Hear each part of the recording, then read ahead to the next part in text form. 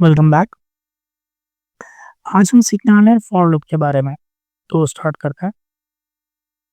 किसी भी चीज़ को अगर हमें लूप में घुमाना है तो उसके लिए हम 2 तरह के लूप्स होते हैं हमारे पास, एक फॉर लूप, एक व्हाइल लूप। आज हम फॉर लूप देखेंगे। Let's say x equals to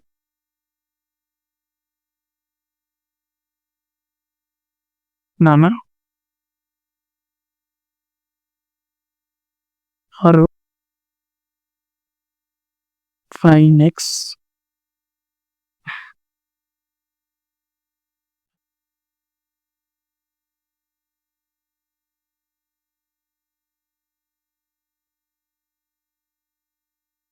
मुझे वो एक लीटर मिल जाएगा।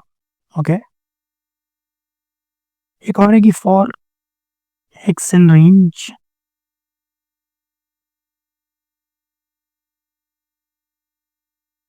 6। तो जब मैं लिखता हूँ फॉर x इन रेंज 6 और सेमीकोलन लगा के प्रिंट, इंस्टेड ऑफ x हमने वहाँ पर ले लिया, इसलिए मैं वेरिएबल चेंज कर रहा हूँ, a ले लेता हूँ। So print a।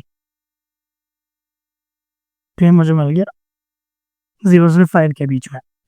अगर मैं ऐसे लिखता कि for B in range 2,6 and print B, तो क्या आता कि 2 से लेके 5 तक आता। तो यहाँ पर मैंने कोई इनिशियल स्टार्टिंग पॉइंट डिफाइन नहीं करा था, इसलिए उसने 0 से ले लिया। यहाँ पर मैंने स्टार्टिंग पॉइंट डिफाइन करा था, उसने 2 से लिया।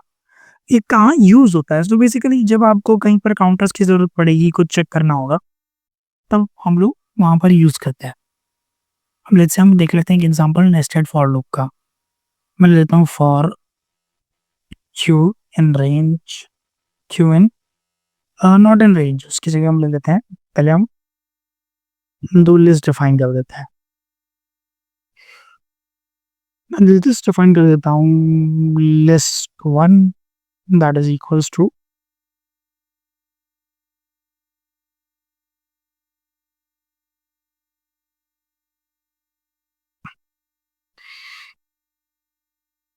तीन वैल्यूज लेते हैं अभी, apple, banana and cherry. List 2 ले लेता हूँ मैं,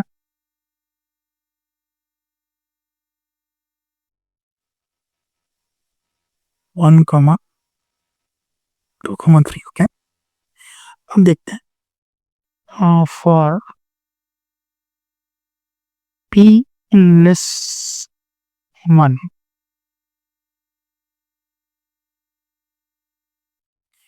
फॉर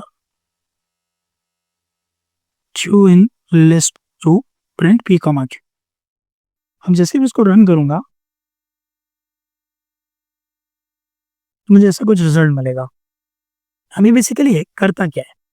तो सबसे पहले मेरे पास 2 लिस्ट थी, फॉर पी इन लिस्ट 1, तो लिस्ट 1 में गया। लिस्ट 1 में जाते ही उसने क्या लिया कि सबसे पहली वैल्यू कौन सी थी? एप्पल। तो उसने एप्पल ले लिया। एप्पल लेने के बाद वो तुरंत अंदर एंटर करेगा, एंटर करके ही एग्जीक्यूट करेगा। तो जैसे ही एग्जीक्यूट करता है उसको एक और फॉर लूप मिल जाती है। तो वो फॉर लूप क्या करती है कि लिस्ट 2 में अंदर लेके जा रही है।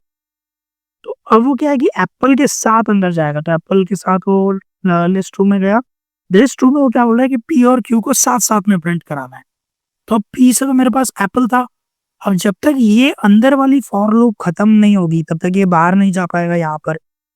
तो ये जब तक खत्म नहीं होगी तो वो क्या करेगा कि एप्पल 1, एप्पल 2, एप्पल 3 पे खत्म हो गया। अब वो बाहर वाली लूप में जाएगा।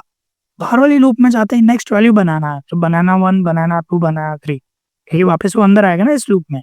सिमिलरली चेरी के साथ कुछ इस तरीके से नेस्टेड लूप काम करता है। लेट्स से हम एक और एग्जांपल इसी में ऐड कर लेता हूँ मैं, लिस्ट 3, उसको मैं देता हूँ